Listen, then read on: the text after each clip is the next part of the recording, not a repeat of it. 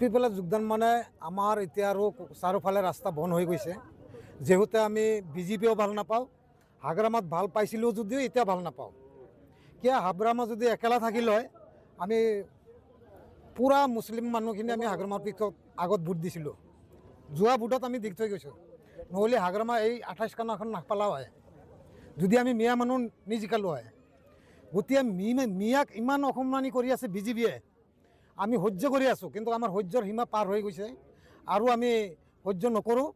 যদি মিয়া একবাৰ তাৰমানে ভালকৈ উঠি লয়, এইবাৰ বিজেপিৰ ৰেহাই নাই। এতিয়া বিজেপিৰ লগত যদি আকৌ হাগ্ৰামা লগ হৈছে, হাগ্ৰামা নিশ্চয় হাৰিব। বিজেপি এতিয়া আৰু নাই, হাগ্ৰামাও নাই, আমাৰ মুছলমান মানুহ যিফালে সিদ্ধান্ত ল'ব সিফালে জিকিব। গতিকে এতিয়া EPFL নহয়, আমি কোনো আৰু বুদ্ধি নাই। ওদালগুৰি পূৰা EPFL যাব, আমি পূৰা EPFLকে ছাপোৰ্ট কৰিছোঁ। আমাৰ EPFL লাগে এতিয়া। আমাৰ এতিয়া আৰু হাগ্ৰামাক বিশ্বাস কৰিবই নোৱাৰি, হাগ্ৰামা কোনো দুমুখীয়া মানুহ। এতিয়া ডাইৰেক্ট কৈছিল 1 মাহৰ ভিতৰত মাটি পট্টা দিব, সম্পূৰ্ণ ৰাস্তা ঘাট বনাব, সম্পূৰ্ণ সুবিধা কৰিব, কিবা গোটত টকা দিব, কি দিছে? একো দিয়া নাই।